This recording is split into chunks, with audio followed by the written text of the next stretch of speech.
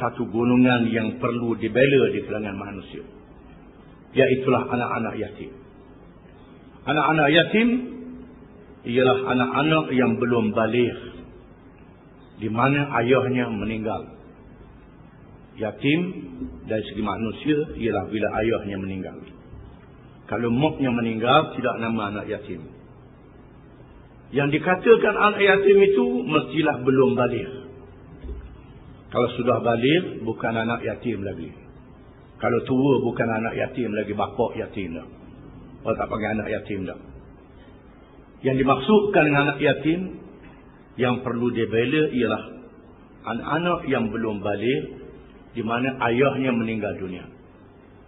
Kerana Allah Ta'ala jadikan yang memberi nafkah kepada anak-anak ialah bapa. Apabila bapanya telah meninggal dunia, maka anak itu kehilangan penjaganya. Walaupun ibu menjaganya, tak sama dengan ayah yang menjaganya. Maka Allah Ta'ala mewajibkan suatu kewajipan yang besar untuk menjaga hak anak yatim ini. Hendaklah berikan kepada anak-anak yatim yang telah baligh akan harta mereka. Wa atul yatama amwalahum. Dan berikanlah kepada anak-anak yatim yang telah baligh itu akan harta mereka. Dengan syarat dia telah baligh. Akan dihuraikan dalam ayat yang akan datang. Ayat akan datang menjelaskan lagi dengan sinnur rusli, umur kematangan. Maka terdapat perbincangan yang panjang di kalangan para ulama dalam menentukan umur kematangan dan umur baligh ini. Yang pentingnya bila dia sudah matang, setengah ulama mengatakan 15 tahun ataupun dia bermimpi, bersetubuh.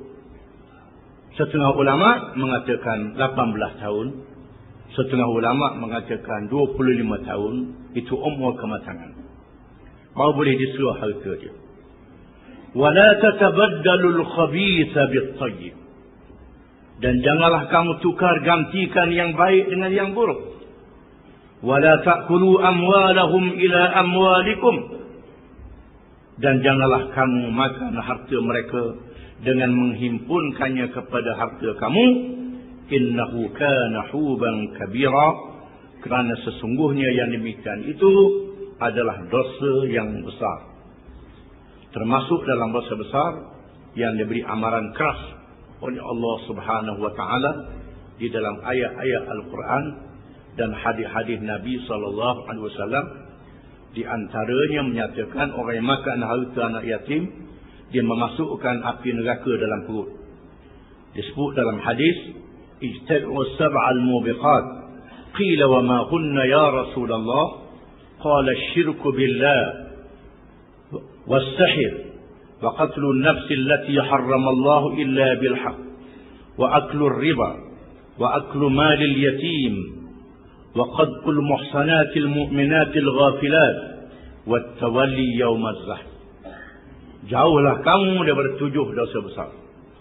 Lalu ditanya, wahai Rasulullah, apakah dia?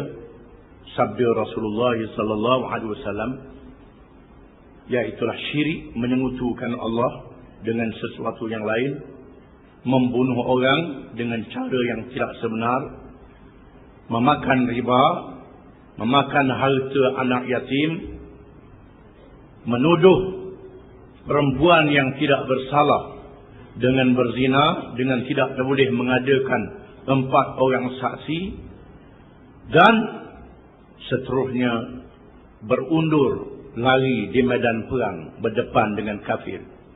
Itu ialah dosa besar yang diberi amaran keras di dalam hadis dan diberi amaran keras juga di dalam Al-Quranul Karim. Salah satu daripadanya ialah dosa besar. Dalam disebut dalam ayat ini, innahu kana huban kabira. Salah satu daripada dosa besar itu ialah memakan harta anak yatim.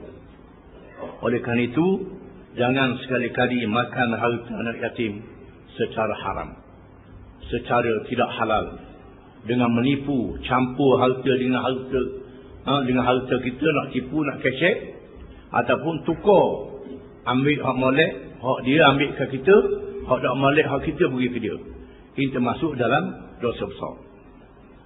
Wa in khiftum alla tuqsitu fil yatama fankihu ma taba lakum minan nisa mathna wa thulatha wa ruba'. Dan jika kamu takut tidak berlaku adil terhadap perempuan-perempuan yatim, apabila kamu berkahwin dengan mereka, maka berkahwinlah dengan sesiapa yang kamu